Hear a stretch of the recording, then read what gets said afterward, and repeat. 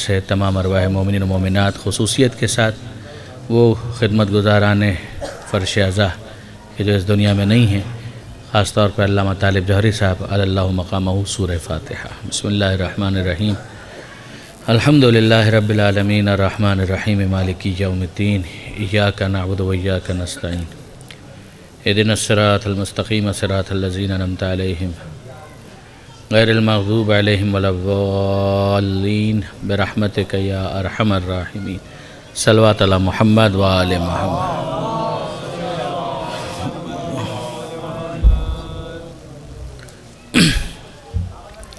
اعوذ باللہ من الشیطان اللعین الرجیم۔ بسم اللہ الرحمن الرحیم۔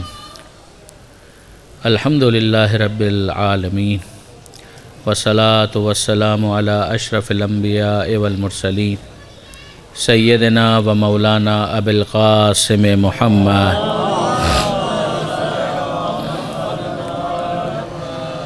و اہل بیتہ الطیبین الطاہرین المعصومین المظلومین المنتجبین المنتخبین المیامین لا سیما الامام المنتظر والحجۃ الثانی عشر الذین اذهب اللہ عنہم الرجس وطہرہم تطہیرا۔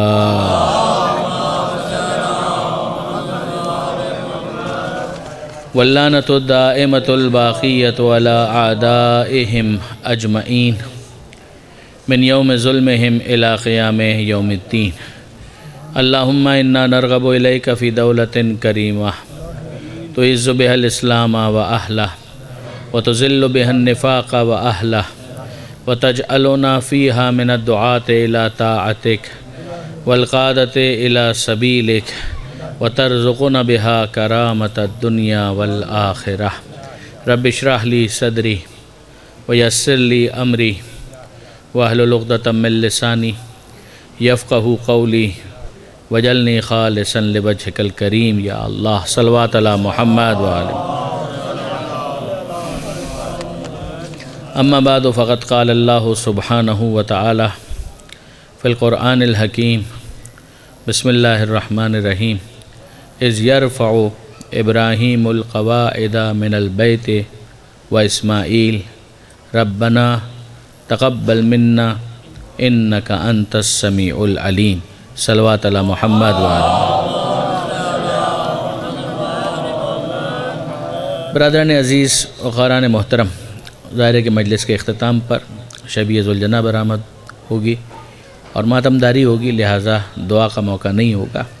ابتدائی مجلس میں ہم دعا کرتے ہیں پروردگار عالم کی بارگاہ میں بحق محمد و آل محمد اس مجلس اعزا کو اپنی بارگاہ میں قبول فرما، اور اے پروردگار بانیان مجلس اور حاضرین مجلس کی تمام دعاؤں کو اپنی بارگاہ میں مستجاب فرما۔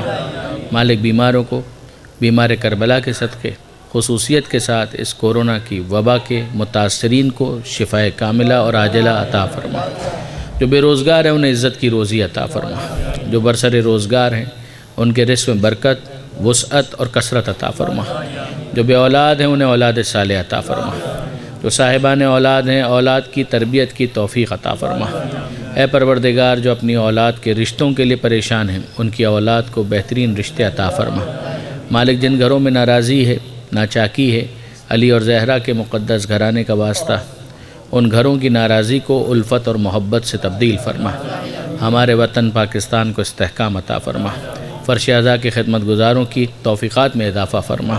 تمام علماء کرام مراجع اعظام مقام معظم رہبری اور انقلاب اسلامی کی حفاظت فرما، زمانے کے امام کے ظہور میں تعجیل فرما اور ہمیں ان کے اعوان و انصار میں شمار فرما۔ ایک سورہ فاتحہ کی جو التماس ہے وہ بھی میں اسی موقع پر کرنا چاہوں گا کہ برادران عزیز ہمیں یاد کرنا ہے اپنی دعاؤں میں و فاتحہ میں حاجی نیر عباس حمدانی، خانوادہ حاجی حسین بخش حمدانی، خانوادہ حاجی مشتاق احمد صدیقی، ان تمام کے مرحومین کے لیے رحم اللہ من قرأ الفاتحہ۔ بسم اللہ الرحمن الرحیم۔ الحمدللہ رب العالمین الرحمن الرحیم مالک یوم الدین ایاک نعبد و ایاک نستعین اہدنا الصراط المستقیم صراط الذین انعمت علیہم غیر المغضوب علیہم ولا الضالین۔ دعائے مغفرت سے پہلے حاجی نیر عباس حمدانی صاحب کے خانوادے کے بیماروں کے لیے دعا ہے کہ اللہ ان کو صحت عطا فرمائے۔ اللہم اغفر للمؤمنین والمؤمنات والمسلمین والمسلمات الاحیاء منہم والاموات تابع بیننا وبینہم بالخیرات انک مجیب الدعوات انک علی کل شیء قدیر برحمتک یا ارحم الراحمین۔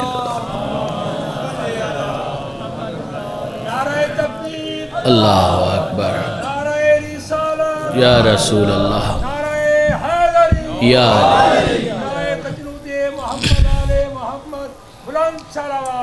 اللہم صلی اللہ۔ جو آیت سرنامہ کلام میں نے آپ کے سامنے تلاوت کرنے کا شرف حاصل کیا، یہ اس شخصیت کا ذکر ہے کہ جو قرآن مجید کی محبوب ترین ہستیوں میں شامل ہے، یعنی جناب ابراہیم علیہ السلام۔ کیا کہنا اس شخصیت کا کہ جو پروردگار عالم کے نزدیک خلیل کا درجہ رکھتی ہے۔ خلیل کا مطلب ہوتا ہے دوست، اور پروردگار نے اپنے اس دوست کا واقعاً دوستانہ انداز میں قرآن میں تذکرہ کیا ہے۔ ارشاد ہوتا ہے وَإِذْ يَرْفَعُ إِبْرَاهِيمُ الْقَوَاعِدَ مِنَ الْبَيْتِ وَإِسْمَاعِيلُ۔ وہ وقت یاد کرو کہ جب ابراہیم کعبے کی بنیادوں کو بلند کر رہے تھے، اور وہ اکیلے نہیں تھے، ان کا بیٹا اسماعیل بھی ان کی مدد کے لیے موجود تھا۔ یعنی بیٹا اینٹیں دے رہا تھا اور بابا ان کو چنتا جا رہا تھا۔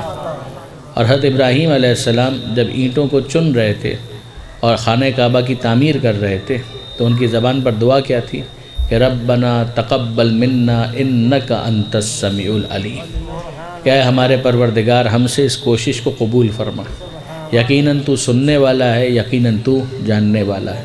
اب میں آپ سے پوچھتا ہوں برادران عزیز، اگر ایک مرحلے پر یہیں پر ہم غور کریں کہ ابراہیم علیہ السلام معصوم نبی بھی ہیں، خلیل خدا بھی ہیں، ساتھ دینے والے اسماعیل وہ ذبیح خدا ہیں، یہ دونوں معصوم نبی مل کر خانہ کعبہ کو تعمیر کر رہے ہیں، تو کیا کسی کوتاہی یا غلطی کا امکان ہے؟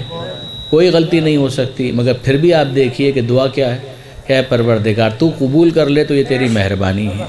یہ وہ چیز ہے کہ جس کو سمجھایا ہے اس دعا نے کہ یاد رکھو جو خدا سے قریب ہوتا ہے وہ اپنے عمل پر کبھی مغرور نہیں ہوتا، وہ اپنے عمل میں عاجزی کا اظہار کرتا ہے، انکساری کا اظہار کرتا ہے۔ درود بھیجیے گا محمد و آل محمد۔ اب اگر یہ بات سمجھ میں آ جائے تو پھر صحیفہ کاملہ کی دعاؤں پر کوئی اعتراض باقی نہیں بچتا، صحیفہ علویہ کی کسی دعا پر کوئی اعتراض باقی نہیں بچتا۔ یعنی وہاں پر اگر عاجزی نظر آتی ہے تو بہت سے لوگ سمجھتے ہیں کہ شاید کسی گناہ کی وجہ سے یہ استغفار کیا جا رہا ہے۔ انہوں نے یہی نہیں سمجھا کہ استغفار صرف گناہ پر نہیں ہوتا، رحمتیں پروردگار جہاں پر برس رہی ہوتی ہیں ان رحمتوں میں مزید اضافہ ہوتا ہے اگر ایک انسان استغفار کر رہا ہوتا ہے۔ آپ نے غور فرمایا؟ یعنی میں آپ کی خدمت میں عرض کروں، یہ دو باتیں کر کے واپس جانا ہمیں اس آیت کی طرف ہے، مگر یاد رکھیے گا کہ مغفرت کا مطلب کیا ہے۔ مغفرت صرف گناہ پر نہیں مانگی جاتی، مغفرت کا مطلب یہ ہوتا ہے، اسی سے عربی زبان کے اندر ایک لفظ ہے مغفر۔ مغفر کا مطلب ہوتا ہے وہ خود کہ جو میدان جنگ میں جانے والا سپاہی اپنے سر پر پہنتا ہے۔ وہ کیوں پہنتا ہے؟ اس نے کوئی گناہ کیا ہوتا ہے؟ یعنی لفظ تو وہی ہے مغفر، اس کا روٹ ورڈ تو وہی غفرہ ہے، اسی سے مغفرت نکلا ہے، اسی سے استغفار نکلا ہے، اسی سے غفور نکلا ہے۔ یعنی آپ ذرا غور فرمائیے کہ یہ مغفرت جو ہو رہی ہے اس شخص کی کہ جو میدان جنگ میں جا رہا ہے تو وہ کس چیز سے ہو رہی ہے؟ اس نے وہ خود پہنا ہوا ہے۔ اس کا مطلب کیا ہے کہ اس کا سر ایکسپوز نہیں ہے، اس کا سر کھلا ہوا نہیں ہے، اس کے سر کے اوپر کوئی نہ کوئی ایسی حفاظتی لیئر موجود ہے کہ جو تلوار کی ضرب کے مقابلے میں اس کا دفاع کرنے والی، اس کا تحفظ کرنے والی۔ تو اب آپ نے اندازہ کیا کہ اگر میدان میں کوئی جا رہا ہے تو وہ سر پر خود پہن کر اپنے آپ کو تلوار کی ضرب سے بچاتا ہے، اور اگر ایک شخص ہے وہ خدا کے سامنے جاتا ہے تو پروردگار کی رحمت کا خود اپنے اوپر پہننا چاہتا ہے، اور یہ رحمت خدا کا خود جو ہے اسی کو مغفرت کہا جاتا ہے، اسی کو استغفار کہا جاتا ہے۔ یہ آپ کے سامنے یہ ہاتھ ہے، ظاہر ہے کہ یہ کھلا ہوا ہے، لیکن اگر میں اسے اپنی ابا میں لے لوں تو یہ اب آپ کو نظر آ رہا ہے؟ اب آپ کو نظر نہیں آ رہا۔ تو پہلے یہ کھلا ہوا تھا، اب یہ ابا کی پناہ میں ہے۔ یہ ابا کی پناہ میں آنا استغفار ہوتا ہے، جس کے بعد ایک محفوظ لیئر آ جاتی ہے کہ جس کے نتیجے میں وہ تمام خطروں سے محفوظ ہو جاتا ہے۔ تو مغفرت صرف گناہ کے مقابلے میں نہیں ہے۔ اگر ایک انسان گنہگار ہے تو یقیناً وہ اپنے آپ کو پروردگار عالم کے عذاب کے سامنے پاتا ہے۔ جب وہ عذاب خدا کے سامنے ہوتا ہے تو وہ کہتا ہے استغفرو، کہ اے پروردگار میں تجھ سے مغفرت کا طلبگار ہوں۔ اس کا مطلب کیا ہوا کہ مالک میرے گناہ اس بات کا تقاضا کر رہے ہیں کہ تیرا عذاب مجھ تک آ جائے، لیکن اگر مغفرت کی چادر تو نے اڑھا دی تو پھر اس کے بعد یہ عذاب مجھ تک نہیں پہنچ پائے گا۔ وہ اپنے گناہ کی وجہ سے مغفرت کی چادر کا طلبگار ہوتا ہے، اور اگر ایک شخص گنہگار نہیں ہے تو پھر وہ رحمت میں گھرا ہوا ہے، مگر اب وہ جب استغفرو کہتا ہے تو اس کے نتیجے میں مغفرت کی ایک اور رحمت کی چادر اس کے اوپر آ جاتی ہے۔ وہ رحمتوں میں گھرا ہوا تھا مگر مزید رحمتیں اسے ڈھانپ لیتی ہیں۔ درود بھیجئے محمد و آل محمد۔ اب آپ ذرا دیکھیے وہ جو حضرت ابراہیم علیہ السلام کی دعا ہے کہ وَإِذْ يَرْفَعُ إِبْرَاهِيمُ الْقَوَاعِدَ مِنَ الْبَيْتِ وَإِسْمَاعِيلُ، وہ وقت یاد کرو کہ جب ابراہیم اور اسماعیل خانہ کعبہ کی بنیادوں کو بلند کر رہے تھے اور دعا مانگ رہے تھے کہ ربنا تقبل منا انک انت السمیع العلیم، اے ہمارے پروردگار، اے ہمارے پالنہار، ہم سے قبول فرما، یقیناً تو سننے والا ہے، یقیناً تو جاننے والا ہے۔ اب میں آپ سے پوچھتا ہوں کہ یہ جو ابراہیم علیہ السلام کر رہے ہیں اس کا مطلب کیا ہے؟ کہ خانہ کعبہ کی بنیاد وہاں پر موجود تھی مگر خانہ کعبہ وہاں پر موجود نہیں تھا۔ کب؟ ابراہیم علیہ السلام اسماعیل علیہ السلام کی مدد سے۔ تو اسماعیل علیہ السلام اس قابل ہو گئے نا کہ ابراہیم علیہ السلام کی مدد کر سکیں، اتنے بڑے تو ہو گئے کہ وہ مدد کر سکے۔ ظاہر ہے کہ دودھ پیتا بچہ وہ تو اینٹیں دینے کے لیے نہیں آئے گا، وہ بچہ اتنا تو بڑا ہو کہ جہاں وہ باپ کو لا کر اینٹیں دے سکے، پتھر دے سکے، اتنے بڑے تو ہوں گے نا اسماعیل علیہ السلام۔ تو کیا پہلے خانہ کعبہ نہیں تھا؟ اِنَّ أَوَّلَ بَيْتٍ وُضِعَ لِلنَّاسِ لَلَّذِي بِبَكَّةَ، ارے روئے زمین کے اوپر پہلا گھر جو بنایا گیا وہ کعبہ ہی تو تھا، لوگوں کے لیے بنایا گیا، وہ کعبہ گھر تھا، خدا کا گھر تھا۔ کہاں بنایا گیا؟ مکہ کی سرزمین پر، تو وہ گھر تو پہلے سے موجود تھا۔ تو اب ابراہیم علیہ السلام کیا کر رہے ہیں؟ یہ یاد رکھیے گا کہ آدم علیہ السلام کے زمانے میں بھی کعبہ بنا دیا گیا، مگر کعبہ زمانے کے ساتھ ساتھ منہدم ہوتا رہا، پھر واپس بنایا گیا، پھر منہدم ہوتا رہا، پھر واپس بنایا گیا۔ اب یہ جو ابراہیم علیہ السلام کر رہے ہیں وہ کیا کر رہے ہیں کہ کعبہ منہدم ہو چکا تھا، اس کی صرف بنیاد موجود تھی، اور ابراہیم علیہ السلام اس بنیاد سے خانہ کعبہ کو بلند کر رہے تھے، اس کی دیواروں کو تعمیر کر رہے تھے۔ اب یہ بہت عجیب بات ہے، یہ بہت عجیب بات ہے کہ حضرت ابراہیم علیہ السلام بنیادیں دیکھ رہے ہیں، گھر موجود نہیں ہے، ایسا ہی ہے نا؟ مگر جب ابراہیم علیہ السلام اسماعیل کو چھوڑنے کے لیے آئے، جب ابراہیم علیہ السلام جناب ہاجرہ کو اور جناب اسماعیل کو سرزمین مکہ پر چھوڑ رہے تھے تو قرآن نے ان کی دعا کو نقل کیا۔ یہ بات ذہن میں رکھیے گا کہ جب اسماعیل بڑے ہو گئے، خانہ کعبہ تعمیر اس وقت ہو رہا ہے، مگر جب ابراہیم چھوڑ کر جا رہے ہیں اس وقت دعا کیا ہے؟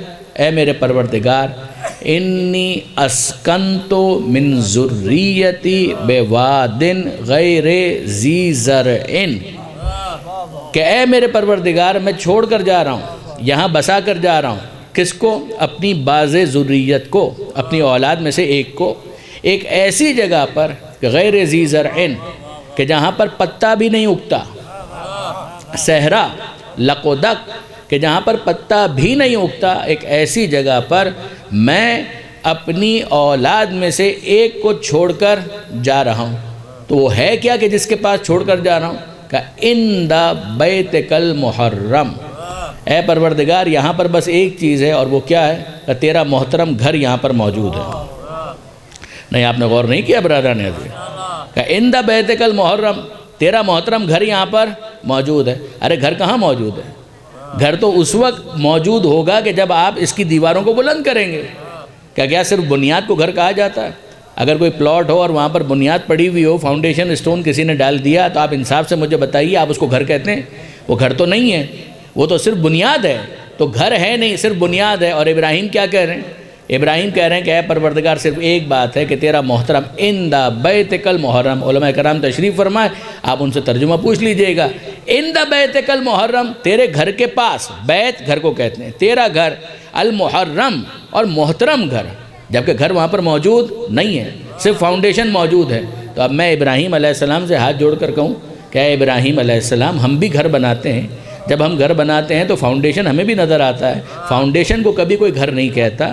جب دیواریں بن جائیں، چھت ڈل جائے، دروازے لگ جائیں، اندر جانا ممکن ہو، رہنا ممکن ہو، تب اس جگہ کو گھر کہا جاتا ہے۔ آپ صرف بنیاد کو گھر کیوں کہہ رہے ہیں؟ تو ابراہیم علیہ السلام کا جواب مجھے معلوم ہے کہ تم اس بات کو نہیں سمجھ سکو گے، بات صرف اتنی ہے کہ تمہارا گھر اس وقت گھر ہوتا ہے کہ جب دیوار نظر آئے، مگر یاد رکھنا اس گھر کے ذریعے سے ہم تمہیں سمجھانا چاہتے ہیں کہ نظر نہ آنا نہ ہونے کی دلیل نہیں ہے۔ کہ ایک ہے نظر نہ آنا اور ایک ہے نہ ہونا، کہ نظر نہ آنا نہ ہونے کی دلیل نہیں ہے۔ کا کیا مطلب؟ کہ یہ فضا بھی بیت ہے، اس فضا میں کہ جہاں جب کبھی بھی دیواریں تعمیر ہو جائیں لیکن دیواریں نہ بھی ہوں تو فضا تو موجود ہے نا، اس فضا کو بھی ہم بیت ہی کہیں گے۔ اس بات کو سمجھ لو کہ غیبت بیت کے وجود میں مانے نہیں ہے، بہت توجہ کیجئے گا کہ غیبت بیت کے وجود میں مانے نہیں ہے۔ جب ظہور کا وقت آئے گا تو دیواروں کو ظاہر کر دیں گے، چھت کو ظاہر کر دیں گے، مگر یاد رکھو غیبت بیت کے وجود میں مانے نہیں ہے۔ ابراہیم اس کے ذریعے سے کیا سمجھانا چاہتے ہیں؟ ابراہیم سمجھانا چاہتے ہیں کہ دیکھ لو گھر نظر نہیں آ رہا مگر میں کہہ رہا ہوں گھر ہے، اور میں نے سمجھا دیا کہ غیبت بیت کے وجود میں مانے نہیں ہے۔ تو جس طرح سے غیبت بیت کے وجود میں مانے نہیں ہے، اسی طرح سے غیبت اہل بیت کے کسی فرد کے وجود میں بھی مانے نہیں ہے۔ درود بھیجیے گا محمد و آل محمد۔ نعرہ تکبیر، نعرہ رسالت، نعرہ حیدری، آواز بلند صلوات۔ ماشاءاللہ۔ یہ آپ نے اندازہ کیا کہ بیت اور اہل بیت کا غیبت نہ بیت کے وجود میں مانے ہیں نہ غیبت اہل بیت کے کسی فرد کے وجود میں مانے ہیں۔ نظر نہ آنا نہ ہونے کی دلیل نہیں ہے، یہ تو تمہاری بصارت کا فقدان ہے۔ بصیرت سے دیکھو گے تو بیت بھی نظر آئے گا، اہل بیت بھی نظر آئیں گے۔ آپ نے غور فرمایا برادران عزیز، یعنی میں عرض یہ کرنا چاہتا ہوں کہ واقعاً آپ ان دونوں کو آیتوں کو ملائیے، آپ کو یہ نتیجہ مل جائے گا۔ عند بیتک المحرم، اور وہاں پر کہا جا رہا ہے القواعد، کہ گھر نہیں تھا، صرف بنیاد تھی، فاؤنڈیشن، اور اس فاؤنڈیشن کو ابراہیم علیہ السلام بلند کر رہے ہیں۔ اور اب ذرا دیکھیے کہ پروردگار عالم بیت کے لیے کیا اہتمام کرتا ہے کہ ابراہیم علیہ السلام وہ اینٹیں چنتے جا رہے ہیں۔ اب ایک انسان قد جتنا اس کا ہے اس کے مطابق تو اس نے اینٹیں چن دی، لیکن اب آگے بھی تو گھر کو اور بلند کرنا ہے، تو اب کیا کیا جائے؟ دیکھیے اگر ایک شخص ہے، اس کا قد جتنا بھی ہو، 5 فٹ ہو، 6 فٹ ہو، 7 فٹ ہو، 8 فٹ ہو، مگر اگر اس کو ایک ایسی دیوار تعمیر کرنی ہے کہ جس کا سائز 12-15 فٹ ہو یا اس سے بھی زیادہ ہو، تو آپ مجھے بتائیے وہ کیا کرے؟ قد انسانی کے برابر انہوں نے دیوار کو تعمیر کر دیا، جہاں تک ہاتھ بلند ہو سکتے تھے ہاتھوں کو بلند کر دیا اور اینٹیں رکھ دی۔ حکم ہے پروردگار کا کہ اب اور بلند کیا جائے۔ تو ابراہیم علیہ السلام نے سوال کیا کہ مالک، جو انسان کے بس میں تھا وہ تو میں کر چکا، میں نے دیوار کو اتنا بلند تو کر دیا، مگر اب اس سے زیادہ بلند کرنا میرے اختیار میں نہیں ہے۔ یہ وہ منزل ہے کہ جہاں پر اس پتھر کا رول ہمارے سامنے آتا ہے کہ جس کو کہا گیا مقام ابراہیم۔ وہ پتھر آج بھی موجود ہے اور باقاعدہ ایک شوکیس کے اندر اس کو محفوظ رکھا گیا ہے۔ وہ کیا ہے؟ کہ ایک پتھر ہے، اس پتھر پر کیا ہے؟ کہ قدموں کے نشان ہے۔ کس کے؟ کہ ابراہیم علیہ السلام کے۔ یہ قدموں کے نشان کب آئے؟ کہ جب ابراہیم علیہ السلام نے خانہ کعبہ کی دیوار کو تعمیر کیا، حکم ہوا کہ مزید تعمیر کیا جائے، اور ابراہیم علیہ السلام نے کہا مالک اس سے زیادہ میرے بس میں نہیں ہے، تو پروردگار نے اس پتھر کو بھیجا۔ ابراہیم علیہ السلام اس پتھر پر کھڑے ہوئے، اور اب اس پتھر نے، اس میں کوئی اختلاف نہیں ہے برادران عزیز، علماء تشریف فرمائے، اس میں کوئی اختلاف نہیں، شیعہ کتابوں میں بھی سنی کتابوں کے اندر بھی آپ کو یہ ملے گا کہ ابراہیم علیہ السلام اس پتھر پر کھڑے ہوئے اور اس پتھر نے لفٹ کا کام کیا۔ یعنی اب جتنا ابراہیم علیہ السلام بلند ہونا چاہیں یہ پتھر بلند ہو جاتا ہے۔ ابراہیم علیہ السلام اینٹ لیتے ہیں، پتھر بلند ہو جاتا ہے، چن دیتے ہیں، پھر یہ پتھر نیچے آتا ہے، پھر ابراہیم علیہ السلام اینٹیں لیتے ہیں، پھر یہ پتھر بلند ہوتا ہے، پھر ابراہیم علیہ السلام پتھروں کو چن دیتے ہیں، اینٹوں کو چن دیتے ہیں، جتنا بلند کرنا تھا بلند کر دیا۔ اب میں آپ سے پوچھتا ہوں برادران عزیز، آپ انصاف سے بتائیے کہ یہ پورا اہتمام کس لیے ہو رہا ہے؟ کہ بیت کے لیے۔ کہ یہ بیت کتنا عزیز ہے خدا کو؟ کہ یہ خدا کو بہت عزیز ہے، تو کیا ہو رہا ہے کہ اس کو تعمیر کیا جا رہا ہے۔ تو اس کا مطلب یہ ہے کہ اس بیت کی تعمیر کا خاص انتظام ہو رہا ہے بیت کی محبت کی وجہ سے۔ تو ماننا پڑے گا کہ اگر بیت کی تعمیر کا ایکسٹرا آرڈنری انتظام ہے بیت کی محبت کی وجہ سے، تو اس بیت کی دیوار تبھی ٹوٹے گی جب اہل بیت کا کوئی ایسا آ جائے جو اس سے بھی زیادہ پیارا ہوگا۔ درود بھیجے گا محمد و آل محمد پر۔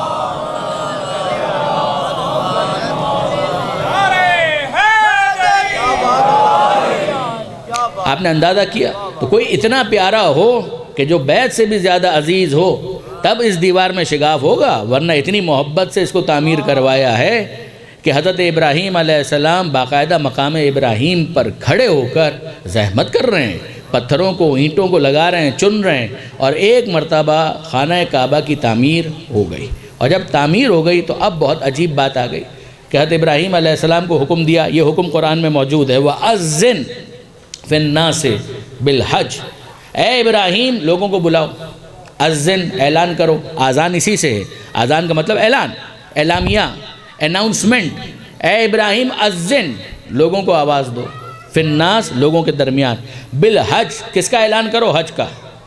اور ابراہیم علیہ السلام نے سوال کر لیا، یہ حکم قرآن میں ہے، ابراہیم علیہ السلام نے سوال کر لیا کہ اے میرے پروردگار میں لوگوں کو آواز تو دوں مگر تو تمام انسانوں کی بات کر رہا ہے، اذن فی الناس، ناس اور الف لام اس کے اوپر، کہ مالک تمام انسانوں کو میں آواز دوں تو میری آواز کہاں تک جائے گی؟ ابراہیم علیہ السلام نے کتنا اچھا کیا کہ یہ سوال پوچھ لیا، ہمارا بہت بڑا مسئلہ حل ہو گیا۔ ابراہیم علیہ السلام کہتے ہیں مالک میری آواز کہاں تک جائے گی؟ تو حکم دے رہا ہے سارے انسانوں کو، میری بساط میں ہے ہی نہیں کہ میں سارے انسانوں کو پکاروں، یعنی صرف مکے والے نہیں، مکے کے اطراف والے نہیں، پوری دنیا۔ اے مالک میں سب انسانوں تک اپنی آواز پہنچاؤں تو کہاں میری آواز کہاں جائے گی؟ یہ صحرا ہے، میری آواز تو صدا بصحرا ثابت ہوگی، اے مالک میری آواز کہاں پہنچے گی؟ اب پروردگار عالم نے جو جواب دیا نا وہ تمام نوجوانوں کے لیے ہدیہ ہے۔ خداوند متعال نے جواب دیا، اے ابراہیم علیک الاذان وعلینا البلاغ، آواز دینا تمہارا کام ہے، پہنچانا ہمارا کام ہے۔ آپ نے اندازہ کیا کہ حسینیت کا پیغام کہاں تک جائے گا؟ کہ پہنچانا تمہارا کام نہیں، آواز دینا تمہارا کام۔ کہ مولا کی ولایت کا پیغام کہاں تک جائے گا؟ کہ آواز دینا تمہارا کام ہے، کہ پہنچانا تمہاری ذمہ داری نہیں ہے، کہ تم اپنا کام کیے جاؤ اور نتیجے کو خدا پر چھوڑ دو، تم نتیجے کے ذمہ دار نہیں ہو، تم کوشش کے ذمہ دار۔ درود بھیجیے گا محمد و آل محمد پر۔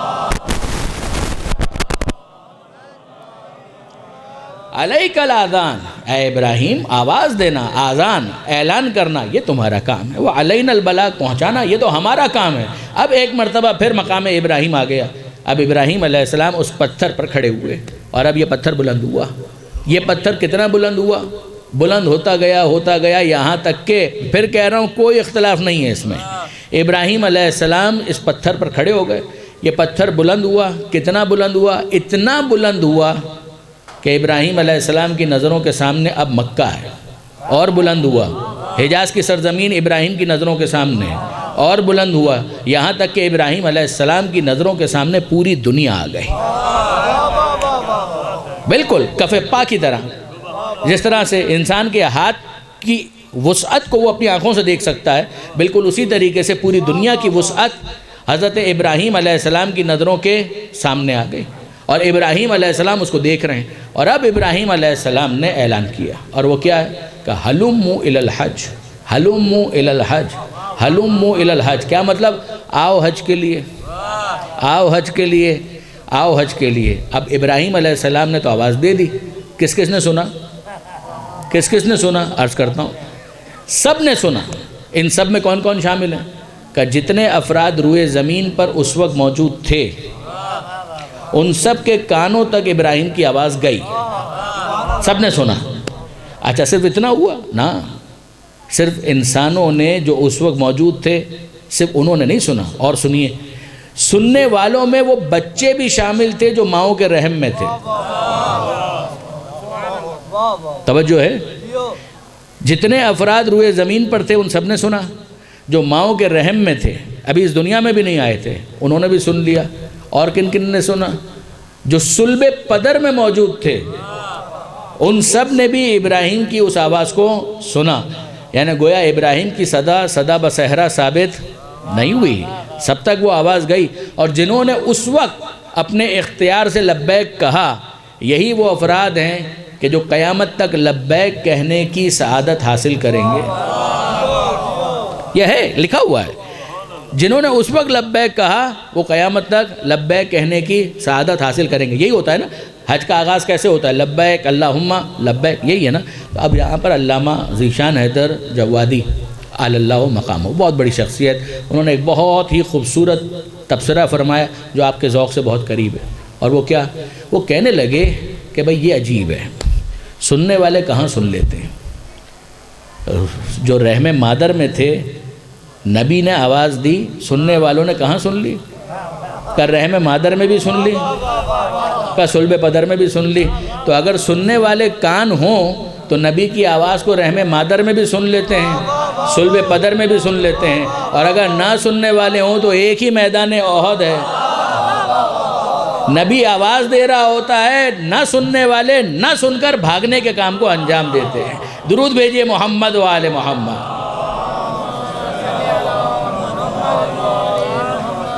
آپ نے اندازہ کیا برادران عزیز کہ عجیب ہے. اب یہ عجیب مرحلہ ہے کہ ابراہیم علیہ السلام نے آواز دی ہلمو الی الحج، آؤ حج کے لیے، آؤ حج کے لیے، اور آواز کا جواب بھی انہوں نے دے دیا. اچھا، جنہوں نے اس وقت لبیک کہا تھا وہ آج تک لبیک کہہ رہے ہیں، اور جو آج تک لبیک کہہ رہے ہیں اس کے بعد قیامت تک لبیک کہنے والے آئیں گے. یہ یا رحم مادر میں تھے، صلب پدر میں تھے، جہاں سے انہوں نے اس وقت لبیک کہا. آواز کس نے دی تھی؟ ابراہیم نے. کیا آواز دی تھی؟ آؤ حج کی طرف. لبیک کا مطلب کیا ہے؟ حاضر ہوں، تلبیہ اسی کو کہتے ہیں نا. آپ میں سے جو احباب حج کر چکے ہیں، عمرہ کر چکے ہیں، جو نہیں کیے ہوئے ہیں، اللہ ان سب کو نصیب کرے. تو آپ مجھے بتائیے کہ یہی ہوتا ہے نا، احرام پہنا اور احرام پہننے کے بعد تلبیہ پڑھا. تلبیہ کا مطلب ہے لبیک کہنا. تو لبیک کہتے ہیں، لبیک کا مطلب ہے حاضر ہوں. اس کا مطلب کسی نے پکارا اور اس کا جواب دیا گیا کہ میں حاضر ہوں. ایسا ہی ہے نا. اچھا، آپ کلاس روم کے اندر بچوں کو دیکھتے ہیں کہ جب ان کی اٹینڈنس ہوتی ہے تو نام لیا جاتا ہے کہ بھئی آ گئے، تو وہ کہتا ہے یس سر میں حاضر ہوں. ایسا ہی ہے، پریزنٹ. وہ اپنی اٹینڈنس لگواتا ہے.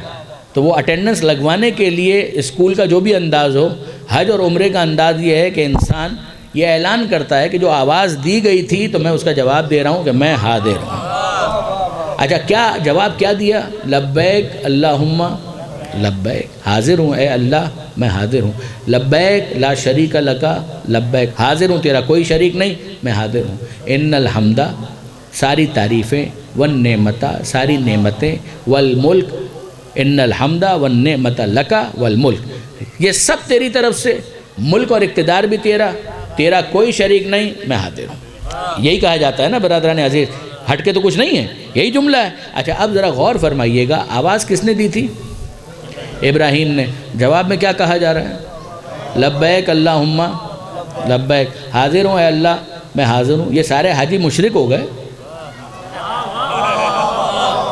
کیا ابراہیم علیہ السلام کو خدا مان لیا؟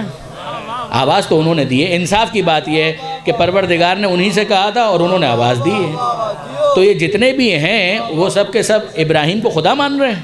جب کہتے ہیں لبیک اللہم لبیک تو ابراہیم کو کہہ رہے ہیں کہ ابراہیم ہمارا خدا ہے.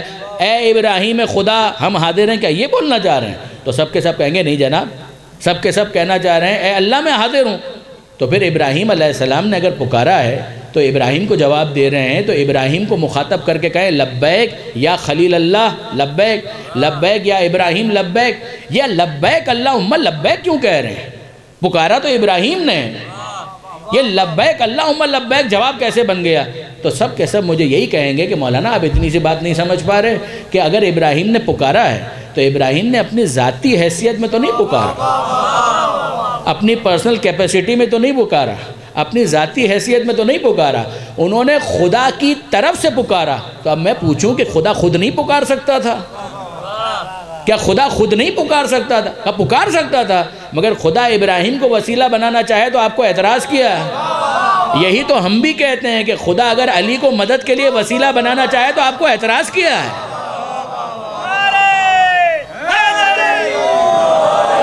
لبیک یا حسین، لبیک یا حسین، لبیک یا حسین. لبیک یا حسین نعرہ حیدری. آپ نے غور فرمایا کہ یہ لبیک اللہم لبیک کا ابراہیم پکار رہے ہیں، خدا کی طرف سے پکار رہے ہیں. تو اگر ابراہیم خدا کی طرف سے پکاریں، بہت توجہ کیجئے گا کہ اگر ابراہیم خدا کی طرف سے پکاریں تو اسے خدا کی پکار مانا جائے گا. بالکل اسی طریقے سے علی خدا کی طرف سے مدد کریں تو اسے خدا ہی کی مدد مانا جائے گا. یہ فہم کا نقص ہے. اگر انسان کا فہم کامل ہو تو اسے کسی طرح سے بھی کبھی بھی کوئی معمہ نہیں لگے گا، کوئی کنفیوژن نہیں ہے. ناد علیًا مظہر العجائب، پکاریے علی کو، وہ عجائب کا مظہر ہے. تجدہ اون لکا فی النوائب، مشکلیں آئیں گی آپ علی کو مددگار پائیں گے. آپ نے اندازہ کیا کہ ابراہیم علیہ السلام کو خدا حکم دے رہا ہے پکاریے. خدا پکار سکتا ہے مگر ابراہیم کے ذریعے سے پکارنا چاہتا ہے. اللہ اپنے نبی کی مدد کر سکتا ہے مگر حکم دے رہا ہے کہ آپ علی کو پکاریے. اب اگر حکم خدا کے بعد نبی نہ پکارے تو ظاہر ہے کہ پیغمبر اکرم کے لیے ممکن نہیں ہے. پیغمبر اکرم حکم خدا پر عمل کے پابند ہیں. تو سمجھنے والی بات یہ ہے کہ یہ مدد پروردگار عالم کی طرف سے، یہ دعا خود پیغمبر نے مانگی تھی. رب ادخلنی مدخل صدق واخرجنی مخرج صدق. اے پروردگار مجھے سچائی کے ساتھ داخل کر، سچائی کے ساتھ نکال. ادخلنی مدخل صدق وَأَخْرِجْنِي مُخْرَجَ صِدْقٍ. اے مالک مجھے داخل کر صدق کے ساتھ، مجھے نکال سچائی کے ساتھ. وَاجْعَلْ لِي، اور تو بنا دے مِن لَدُنْکَ، میرے لیے اپنی طرف سے سلطانًا نصیرا، ایک طاقتور مددگار تو بنا دے اپنی طرف سے.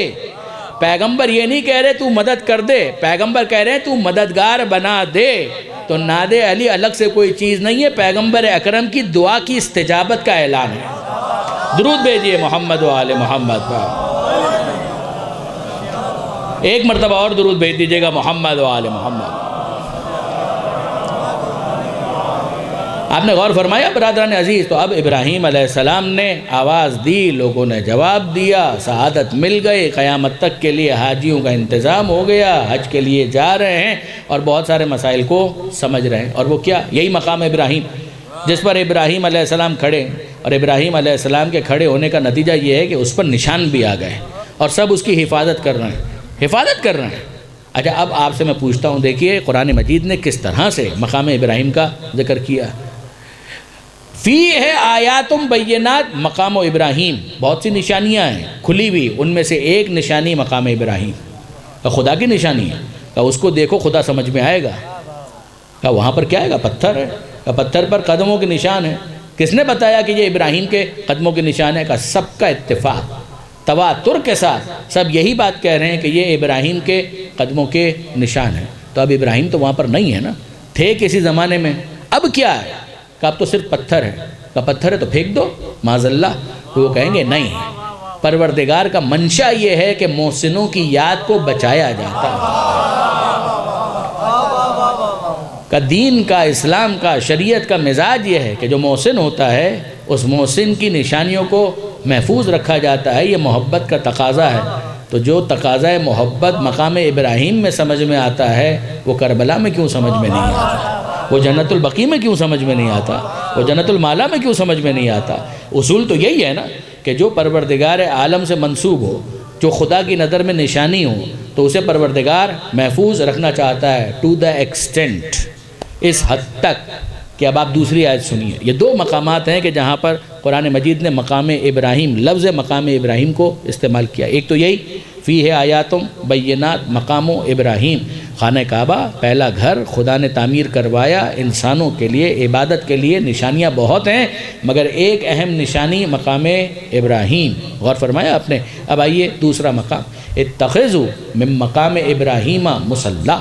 مقام ابراہیم کو اپنا مصلی بناؤ، اپنا مصلی بناؤ.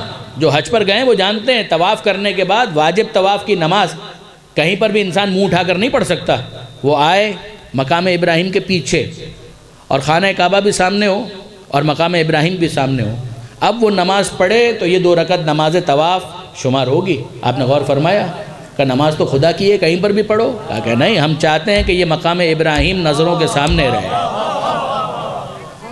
یہ صرف شو پیس نہیں ہے، تمہاری عبادت کی قبولیت کا معیار یہ ہے کہ تم اپنی نماز وہاں پر پڑھو، پھر اس کے بعد ہم مانیں گے کہ تم نے نماز پڑھی ہے.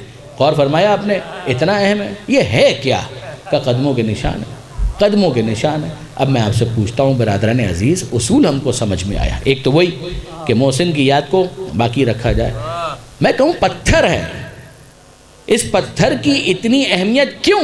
تو سب کہیں گے یہ عام پتھر نہیں ہے.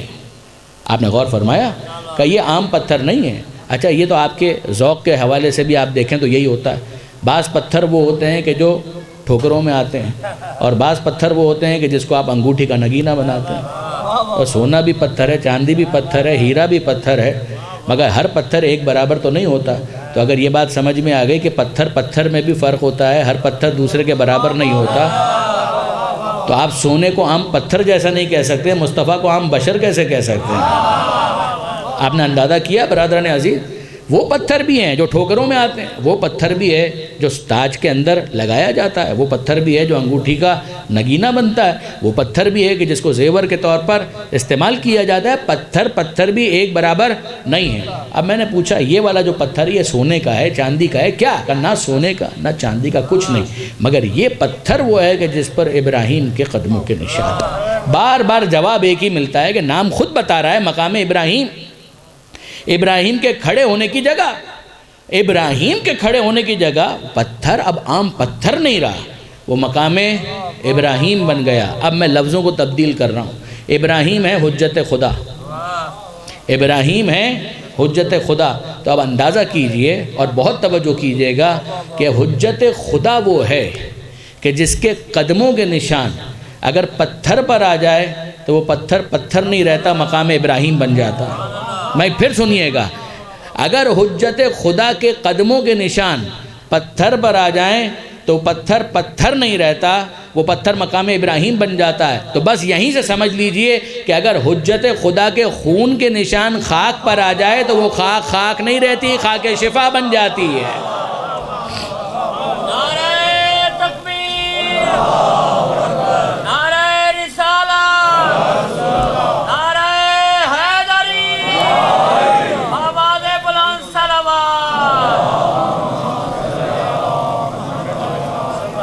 آپ نے اندازہ کیا، اگر کہے خاک ہی تو ہے، وہ پتھر ہی تو ہے، مگر ہر پتھر دوسرے پتھر جیسا نہیں ہوتا، ہر خاک دوسری مٹی جیسی نہیں ہوتی. یہ خاک شفا ہے، وہ پتھر مقام ابراہیم ہے. اور برادران عزیز، میں آپ سے انصافاً کہتا ہوں کہ حج نے جتنا سکھایا، بہت کم چیزوں نے اتنا شاید سکھایا ہو. حج کے حوالے سے الحمدللہ جانے کا موقع ملتا رہتا ہے، پروردگار عالم کی عنایت ہے، تو وہاں پر جا کر بہت ساری چیزیں خود ہی سمجھ میں آ گئیں. اب آپ انصاف سے بتائیے مجھے کہ اگر سارے پتھر ایک برابر ہوتے تو دیکھیے بت بنتے ہیں پتھروں سے، وہ بت بنتے ہیں پتھروں سے، تو بتوں کو بھی پتھروں سے بنایا جاتا ہے. تو یہ بت جو ہے ان کو کیا کیا جائے؟ کیا ان کو مقام ابراہیم کہا جائے گا؟ کہا معاذ اللہ. تو پھر کیا کیا جائے گا؟ ان کو توڑا جائے گا، ان کو توڑا جائے گا. پتھر کی مورت بنا دی اور کہہ دیا خدا ہے. تو خدا اس طرح سے ہوتا ہے؟ خدا بناتا ہے یا خدا کو بنایا جاتا ہے؟ غور فرمائیے گا کہ خدا ہم کو بناتا ہے. یہ پتھروں کو تو ہم نے مورت کی شکل دے دی، تو یہ مورتیاں، یہ بت، یہ خدا کیسے ہو گئے؟ تو پیغمبر اکرم نے حکم دیا فتح مکہ کے موقع پر کہ ان بتوں کو توڑ دیا جائے. پیغمبر اکرم خانہ کعبہ میں داخل ہوئے، مولا ساتھ ہیں، اور مولا تو ہمیشہ ساتھ ہیں. دیکھیے، تو اب پیغمبر اکرم نے اپنے ہاتھوں سے ان بتوں کو توڑ دیا، اور جہاں پر پیغمبر اکرم کا ہاتھ نہیں پہنچ رہا تھا تو وہاں پروردگار عالم نے مقام ابراہیم کا انتظام کیا تھا. اور یہاں پر علی سے کہا کہ علی دوش رسول پر بلند ہو جاؤ. پیغمبر اکرم نے اپنے دوش پر بلند کیا اور مولا کائنات نے ان بتوں کو توڑ دیا. ایسا ہی ہے نا؟ تو بت ٹوٹ گئے. اب اس کا مطلب یہ ہے کہ ایسے بت، ایسے پتھر بھی ہوتے ہیں کہ جن سے نفرت کا اظہار کیا جاتا ہے اور ان کو توڑ دیا جاتا ہے. ایسا ہوتا ہے. اچھا، محبت کے اظہار کے لیے کا باقی رکھا جاتا ہے مقام ابراہیم.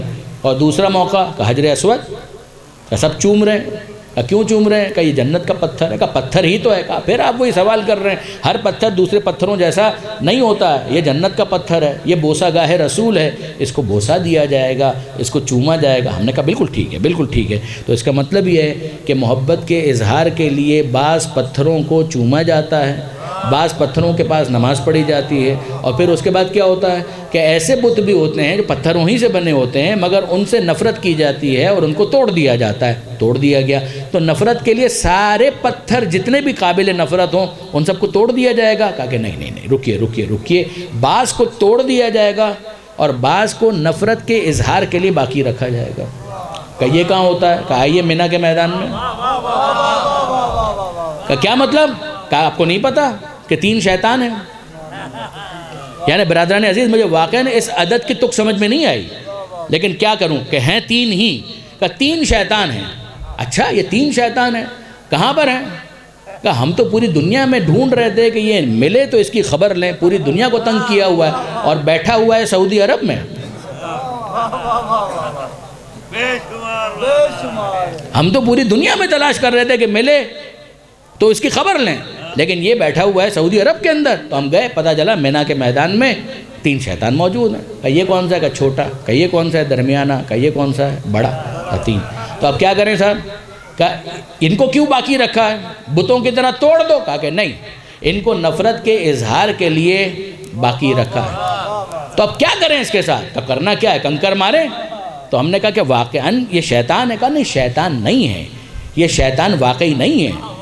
کبھی شیطان نے اس جگہ پر بہکانے کی کوشش کی تھی، تو پھر کیا کیا؟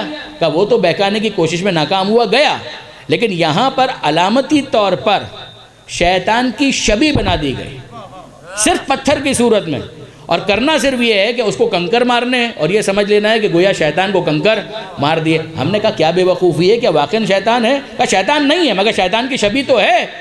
اب سمجھ میں آیا کہ اگر اصل موجود نہ ہو تو نفرت کے اظہار کے لیے شبیہ بنائی جاتی ہے، اور اگر اصل نظروں کے سامنے نہ ہو تو محبت کے اظہار کے لیے بھی شبیہ بنائی جاتی ہے۔ درود بھیجئے محمد و آل محمد پر۔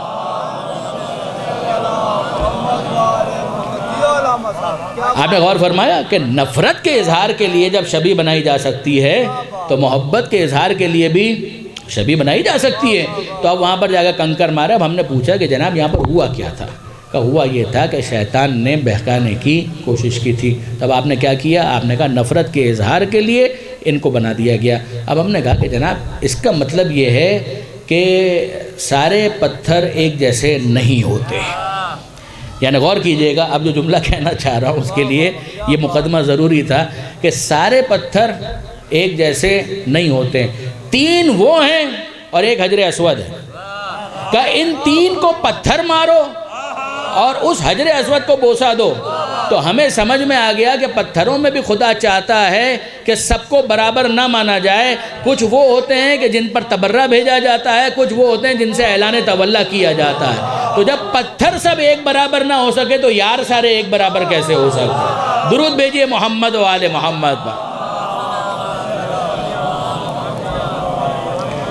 اور اب ذرا سنیے بیک گراؤنڈ اس کا کہ ابراہیم خلیل خدا ہیں، جناب اسماعیل کو لے کر جا رہے ہیں ہاجرہ علیہ السلام سے ملاقات کے بعد۔ جناب ہاجرہ کو بتا دیا، یہ سورہ صافات 36واں سورہ قرآن مجید کا پروردگار عالم نے اس کی تفصیل وہاں پر بیان فرمائی ہے کہ جب جناب ابراہیم علیہ السلام جناب اسماعیل علیہ السلام کو لے کر چلے کہ ذبح کرنے کے لیے، انی ارا فی المنام انی اذبحک فانظر ماذا تری، کہ بیٹا میں دیکھ رہا ہوں خواب میں کہ میں تجھے ذبح کر رہا ہوں، اب تو بتا کہ تیرا کیا خیال ہے۔ اب دیکھیے برادران عزیز، سیدھی سی بات ہے کہ اگر آپ کوئی ایسا خواب دیکھیں تو اس خواب کی کوئی حیثیت نہیں، میں اگر ایسا کوئی خواب دیکھوں تو اس کی کوئی حیثیت نہیں۔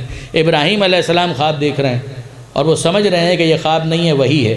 بہت توجہ کیجئے گا، اس کا مطلب کیا ہے؟ اگر میں خواب میں ایسا کچھ دیکھوں تو کہا جائے گا یہ کیا دیکھا آپ نے، اس پر عمل کی کوئی ضرورت؟ خواب ہی تو ہے، چھوڑیں، خواب ہی تو ہے، کیا اس پر سنجیدگی کے ساتھ غور کرنا؟ آپ اگر ایسا خواب دیکھیں، خواب ہی تو ہے، کیا اس پر سنجیدگی سے غور کرنا؟ ابراہیم علیہ السلام خواب دیکھیں تو وہ جانتے ہیں کہ یہ صرف خواب نہیں ہے، وہی یہ خدا ہے، تو ان کے خواب بھی آپ کے خواب جیسے نہیں ہیں۔ بہت توجہ کیجئے گا، نہ آپ کے خواب ان کے خواب جیسے، نہ ان کا خواب آپ کے خواب جیسا. تو جب خواب نبی کا عام انسانوں کے خواب جیسا نہیں ہو سکتا تو مصطفیٰ عام انسانوں جیسا کیسے ہو سکتا؟ اندازہ کیا آپ نے؟ ابراہیم علیہ السلام نے خواب دیکھا، انی ارا فی المنام، اے بیٹا میں خواب میں دیکھ رہا ہوں، انی اذبحک، میں تجھے ذبح کر رہا ہوں، فانظر ماذا تری، تو بتا کہ تیری کیا رائے ہے. اور اسماعیل علیہ السلام نے کہا بابا یا ابت افعل ما تؤمر، بابا جو آپ کو حکم دیا گیا ہے. انہوں نے یہ نہیں کہا جو آپ نے خواب دیکھا، نہ جو آپ کو حکم دیا گیا ہے وہ کر گزریے. ستجدنی انشاءاللہ من الصابرین، آپ مجھے صبر کرنے والوں میں سے پائیں گے. آپ نے غور فرمایا، اب ابراہیم علیہ السلام، اسماعیل علیہ السلام، جناب حاجرہ ملاقات الوداعی، جناب حاجرہ کو بتایا بھی نہیں کہ کہاں جا رہا، اور کہا بس فرزند کو آمادہ کر دو، تیار کر دو. ایک میزبان نے بلایا ہے، لفظوں پہ غور کیجئے گا، ایک میزبان نے، ایک دعوت میں ہمیں جانا ہے. بات تو صحیح ہے، میزبان نے بلایا ہے، ایک دعوت ہے، وہاں پر ہمیں جانا ہے. اسماعیل علیہ السلام آمادہ تیار، جناب حاجرہ سے الوداعی ملاقات ہو گئی اور اب چلے. اب یہ وہ مقامات ہیں کہ جہاں پر شیطان اپنا کام کرے گا. ایک مقام ابراہیم علیہ السلام کے پاس آیا، چلتے ہوئے فاصلہ ہو جاتا ہے. اس زمانے کے حالات کو اگر خاص طور پر آپ ذہن میں رکھیں کہ جہاں پر اونچا نیچا راستہ ہوا کرتا تھا، ابراہیم علیہ السلام سے ملاقات ہوئی. ابراہیم علیہ السلام سے کہا گیا ابراہیم کہاں جا رہے ہیں؟ کہا کہ حکم خدا پر عمل کے لیے. کہا کیا کرو گے؟ بیٹے کو ذبح کر دو گے؟ ارے خواب ہی تو ہے، چھوڑو. تو ابراہیم علیہ السلام نے کنکر اٹھایا اور مارا، وہ بھاگ گیا. تو شیطان اور شیطان کے پیروکاروں کا کام ہی بھاگنا ہے. وہ بھاگ گیا اور اب آیا گھوم کر اسماعیل علیہ السلام کے پاس، اور اسماعیل علیہ السلام سے کہا 3 مقامات، اے اسماعیل کہاں جا رہے ہو؟ کہا بابا کے ساتھ جا رہا ہوں. کہا تمہیں معلوم ہے نعوذ باللہ من ذالک وہ تمہیں ذبح کرنے والے ہیں، تمہاری جان لے لیں گے، تم ان کے ساتھ جاؤ گے؟ کہا کہ ہاں. کہا تمہیں ان کے ساتھ نہیں جانا چاہیے. انہوں نے کنکر اٹھایا، مارا. ابراہیم نے کنکر مارا، اسماعیل علیہ السلام نے کنکر مارا، اور یہ بھاگ گیا. اور اب آیا جناب حاجرہ کے پاس. ماں ہے، خاتون ہے، دل نرم ہے، رقیق القلب ہے، تو فطری طور پر میلان اس طرف ہوتا ہے، جذبات کی طرف. تو آئے جناب ابلیس اور جناب حاجرہ کے پاس آ کر بہکانے کی کوشش کر رہے ہیں. کیا کریں کہ بی بی آپ کو معلوم ہے کہ آپ کے شوہر کا دماغ چل گیا ہے، نعوذ باللہ. کہا آپ کے شوہر نامدار، ان کا دماغ چل گیا ہے. کہا کیوں؟ کہا کہ یہ جو گئے ہیں نا اسماعیل کو لے کر یہ ذبح کرنے لے کر جا رہے ہیں. کہا اچھا. اور جناب حاجرہ نے پوچھا پھر مجھے کیا کرنا چاہیے؟ کہا بی بی باہر نکلیے اور روکیے. تو جناب حاجرہ نے کنکر اٹھایا، کہا بھاگ جا تو ابلیس ہے. اب یہاں پر جناب حاجرہ سے سوال کیا ابلیس نے کہ بی بی جا تو رہا ہوں مگر یہ بتا دیجئے پہچانا کیسے؟ اے بی بی یہ بتا دیجئے کہ آپ نے پہچانا کیسے؟ بھاگ رہا ہوں، جا رہا ہوں یہاں سے، بس اتنا سمجھا دیجئے آپ نے جانا کیسے کہ میں ابلیس ہوں؟ تو جناب حاجرہ نے جو جواب دیا نا واقعاً یاد رکھنے کے قابل ہیں. بی بی کہتی ہیں تو ابلیس نہ ہوگا تو کون ہوگا؟ نبی کے دماغ پر شک کر رہا ہے.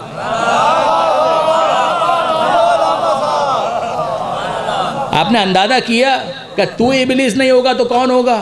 نبی کے دماغ پر شک کر رہا ہے. تو اب عزیزان اگر کوئی ابراہیم کے دماغ پر شک کرے تو وہ ابلیس ہے، اگر کوئی مصطفیٰ پر ہذیان کی تہمت لگائے،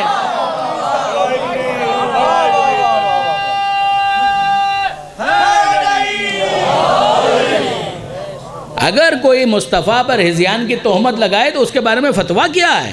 اب اتنی سی بات نہیں. جناب حاجرہ سے اس نے سوال کیا بی بی پہچانا کیسے؟ تو ایک نشانی تو بتا دی کہ تو نبی کے دماغ پر حملہ کر رہا ہے تو یقیناً تو ابلیس ہے. کہا دوسری بات، دوسری نشانی یہ ہے اور آپ کی بہت توجہ درکار ہے. پہلی نشانی تو نے نبی کے دماغ پر حملہ کیا.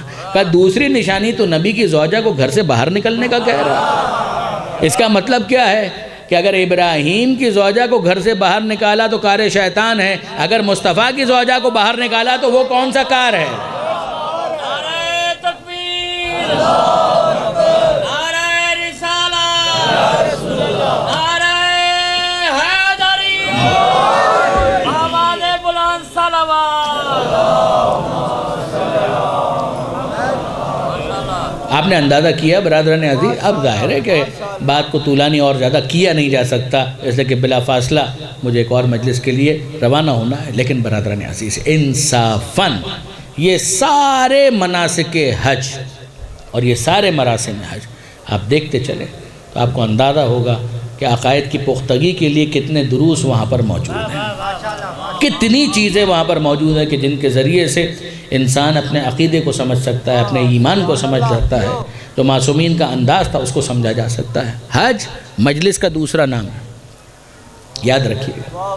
حج، میں پورے اطمینان کے ساتھ کہہ رہا ہوں کہ حج مجلس کا دوسرا نام، اس لیے کہ حج کے دوران آپ مدینہ منورہ بھی جاتے ہیں، حج میں آپ مکہ بھی جاتے ہیں۔ مدینہ جاتے ہیں تو محلہ بنی ہاشم نظر آتا ہے، مکہ جاتے ہیں تو محلہ بنی ہاشم نظر آتا ہے۔ مکہ میں بھی محلہ بنی ہاشم تھا، مدینہ میں بھی محلہ بنی ہاشم تھا۔ مدینہ کا محلہ بنی ہاشم اجڑ گیا 28 رجب کو، اور مکہ کا محلہ بنی ہاشم اجڑ گیا 8 ذی الحجہ کو۔ 28 رجب کو وہ قافلہ مدینہ سے روانہ ہوا، 3 شعبان کو وہ قافلہ مکہ پہنچا، اور 3 شعبان سے لے کر رمضان، شوال، ذیقعد، ذی الحج کا پہلا عشرہ تقریباً یہ امام حسین نے گزارا ہے مکہ معظمہ میں۔ تو یہ کہاں پر گزارا؟ مکہ کا محلہ بنی ہاشم، وہی محلہ بنی ہاشم جہاں کبھی پیغمبر اکرم رہا کرتے تھے، جہاں پر جناب خدیجہ رہا کرتی تھیں، جہاں پر جناب سیدہ کی ولادت ہوئی، وہی جگہ، وہیں پر بہت سارے مکانات تھے کہ جو محلہ بنی ہاشم کہلاتے تھے۔ اور جب حسین مظلوم نے مکہ ترک کیا، حج کو عمرے سے تبدیل کیا، تو یہ جملہ کہا تھا کہ میں جانتا ہوں کہ قاتلوں کے وفود حاجیوں کے بھیس میں آ چکے ہیں، اور میں پسند نہیں کرتا کہ میرا خون حرم کی حدود میں بہے۔ میں پسند کروں گا کہ اگر میرا خون بہے تو حدود حرم سے باہر بہے۔ میں ہاتھ جوڑ کر کہوں گا کہ فرزند رسول، آپ تو وہ ہیں کہ جس جگہ پر آپ کو شہید کیا جائے گا وہی حرم بن جائے گا، وہی حرم بن جائے گا۔ اسی لیے آپ جانتے ہیں کہ کربلا معلّہ ہے، عرش معلّہ کے بعد کربلا کے لیے یہ لفظ استعمال کیا گیا، عرش معلّہ، اور یہ کربلا معلّہ کہ حسین ابن علی کے جہاں پر کربلا کی زمین 2 محرم کو حسین کا یہ قافلہ کربلا پہنچا، اور کربلا میں 2 محرم کو جو یہ قافلہ آباد ہوا ہے تو عاشور کے دن سب کچھ ویران ہو گیا۔ عاشور کا دن آیا، اور عاشور کے دن حسین ابن علی نے ایک ایک کر کے وہ ساری قربانیاں دینا شروع کی۔ ان قربانیوں کے اندر آپ کو ہر طرح کی قربانی نظر آئے گی، ہر طرح کی قربانی نظر آئے گی۔ یہ قربانی کے لفظ پر میں اتنا اصرار کیوں کر رہا ہوں؟ جب حسین حج سے روانہ ہوئے نا، حج کو عمرے سے تبدیل کر کے، تو بعید نہیں ہے کسی نے پوچھا ہو کہ فرزند رسول ابھی 2 دن بعد سارے حاجی قربانیاں پیش کریں گے، تو کیا آپ قربانی پیش نہیں کریں گے؟ تو حسین کا جواب کیا ہوگا؟ یہ 10 ذی الحجہ کو حاجی قربانی پیش کریں گے، 1 مہینہ گزرنے دو، 10 ہی تاریخ ہوگی۔ عاشور 10 تاریخ کو ہے نا، 10 ہی تاریخ ہوگی، مگر جو میں قربانیاں پیش کروں گا وہ حاجی پیش نہیں کر سکیں گے۔ حاجی تو اپنے اپنے مویشیوں کی اور جانوروں کی قربانیاں پیش کریں گے، مگر میں تو اپنے دل کے ٹکڑوں کو قربانی کے طور پر پیش کروں گا۔ سنو کہ میری قربانیوں کے اندر کون کون ہوگا، سنو کہ میری قربانیوں میں کون کون ہوگا۔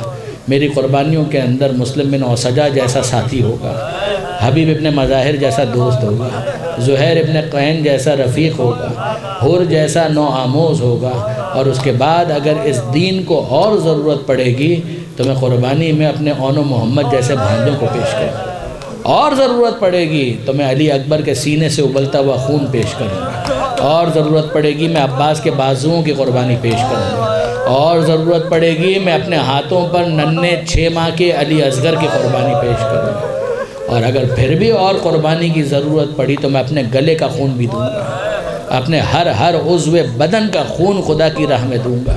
اور اگر مجھے اندازہ ہوا کہ اس دین کو اور قربانی کی ضرورت ہے تو میں زینب کی چادر کی قربانی کروں گا، ارے خیموں کے جلتے ہوئے دھوئیں کی اور آگ کی قربانی بھی پیش کروں گا، میں اپنے سکینہ کی گوشواروں کی قربانی پیش کروں گا، اس بچی کو لگنے والے تماچوں کو بھی برداشت کروں گا، اس بچی کو لگنے والے تعزیانوں کو بھی میں برداشت کروں گا۔ عزیزان، شبیہ ذوالجناح برآمد ہونی ہے، لہذا میں چاہتا ہوں کہ حسین مظلوم کی قربانی آپ کے سامنے پیش کروں۔ کہ عجیب ہے واقعاً یہ ذوالجناح بھی کہ جس پر بیٹھ کر حسین مظلوم عاشور کے دن بار بار مقتل گئے، بار بار مقتل گئے، کبھی حر کا لاشا اٹھانے، کبھی جون غلام حبشی کا لاشا اٹھانے، کبھی اکبر کا لاشا اٹھانے، سارے لاشیں اٹھانے کے لیے حسین خود گئے ہیں، اور آخر میں جب حسین تنہا ہو گئے، آپ جانتے ہیں کہ فنظر یمینا و شمالا، حسین نے دائیں دیکھا اور بائیں دیکھا اور کہا حل من ناصر ینصرنا حل من مغیث یغیثنا۔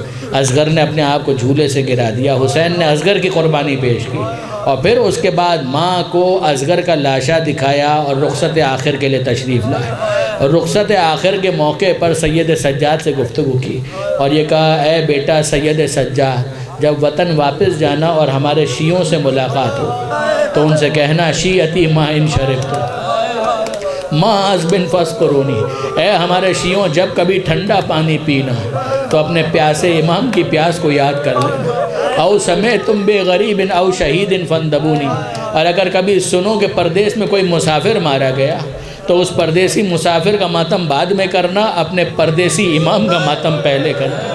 حسین کہتے ہیں لیتکم فی یوم عاشورا جمیعا تنظرونی، اے ہمارے شیعوں کاش کہ تم کربلا میں عاشور کے دن ہوتے تو اپنی آنکھوں سے دیکھتے، کیا دیکھتے کہ کیف استسقی لطفل، کیسے میں اپنے اصغر کے لیے پانی مانگ رہا تھا، فابوا ان یرحمونی، اور کسی نے پانی نہیں دیا، میرے اصغر کو تیر ستم سے سیراب کیا گیا۔ حسین نے یہ وصیتیں مکمل کی، بیبیوں کو سلام کیا اور یہ کہا اے زینب، اے رقیہ میرا سلام قبول کرو، اے سکینہ، اے فاطمہ بابا کا سلام قبول کرو، اور آخر میں حسین کہتے ہیں السلام علی اللہ قتل ازواجہن فی نصرتی، ان بیبیوں پر بھی میرا سلام کہ جن کے سہاگ میری نصرت کرتے ہوئے اجڑ گئے، جن کے شوہروں نے اپنی اپنی قربانیاں پیش کیں۔ اور یہ کہنے کے بعد حسین ذوالجناح پر سوار ہوئے اور ذوالجناح کو آگے بڑھانا چاہتے ہیں، مگر ذوالجناح آگے نہیں بڑھتا۔ حسین نے ذوالجناح کے کانوں سے اپنے لبوں کو قریب کر کے کہا اے ذوالجناح یہ آخری زحمت ہے، اے ذوالجناح یہ آخری زحمت ہے، آج کے بعد تجھے اور کوئی زحمت حسین کی طرف سے ملنے والی نہیں ہے۔ ذوالجناح کی آنکھوں میں آنسو ہیں، زبان بے زبانی سے متوجہ کیا، حسین نے دیکھا تو پچھلے پیروں سے سکینہ لپٹی ہوئی فریاد کر رہی اور یہ کہہ رہی تھی اے ذوالجناح میرے بابا کو مقتل میں نہ لے جا، صبح سے جو گیا وہ پلٹ کر واپس نہ آیا، اے ذوالجناح میرے بابا کو مقتل میں نہ لے جا۔ حسین ذوالجناح سے اترے، یہ چند لمحوں کی داستان ہے۔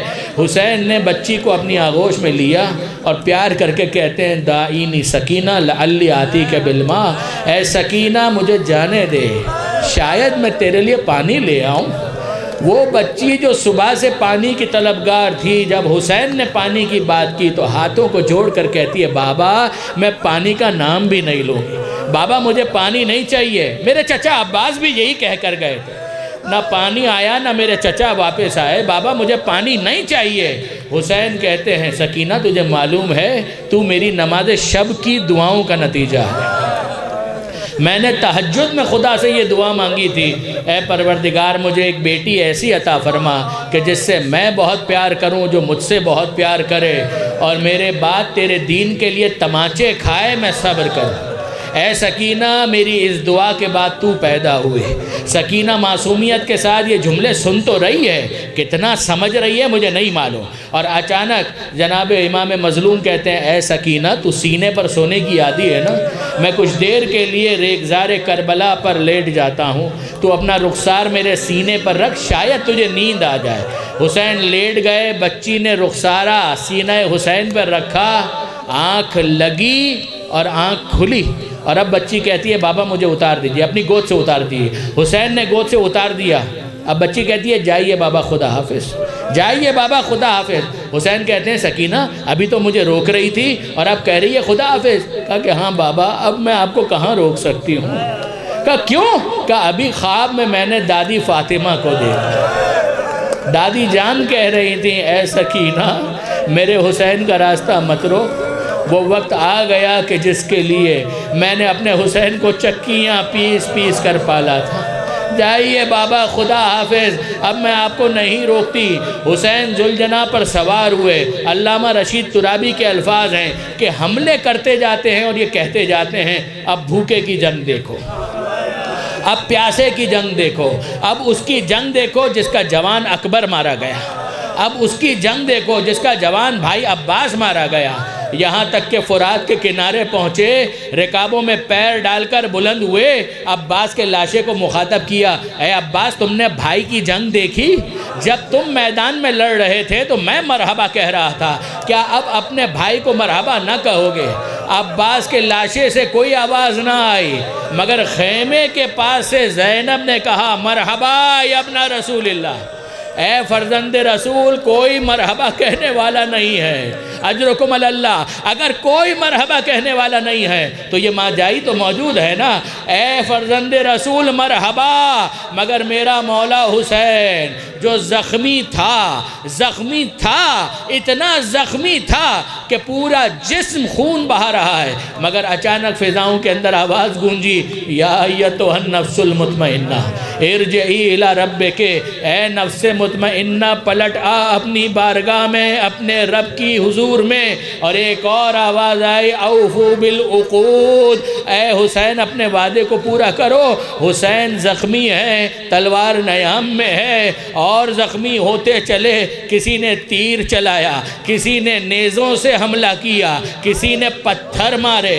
کسی نے تلواروں سے حملہ کیا، یہاں تک کہ ہرملہ کا تیر حسین کی پیشانی پر لگا، پیشانی سے خون کا فوارہ جاری ہوا، میرا مولا حسین ذوالجناح سے زمین پر آیا، زمانے کے امام کی فریاد ہے، میرا سلام ہو اس پر کہ جو جب زین سے زمین پر آیا، نہ زین پر تھا نہ زمین پر تھا، پورا جسم حسین تیروں پر معلق ہو چکا تھا، اور ایسے میں حسین نے ہاتھوں سے زور لگایا، سینے میں موجود تیر پشت سے باہر نکلے، حسین نے سجدے میں سر رکھ دیا، پروردگار سے مناجات کی، یا سریع الرضا لا معبود سواک الہی قد وفیت بعہدی فاوف بعہدک، اے پروردگار میں نے اپنے وعدے کو پورا کیا، اب تو اپنے وعدے کو پورا کر۔ حسین نے سر نہیں اٹھایا، شمر کا خنجر چلا، حسین کا سر نوکے نیزہ پر، الا قد قتل الحسین بکربلا،